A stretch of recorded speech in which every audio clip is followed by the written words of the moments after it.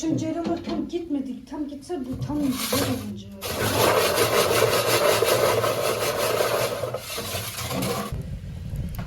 Biraz karnı açıldı, uykuya inandı ben. Gözlerimi de kapattım.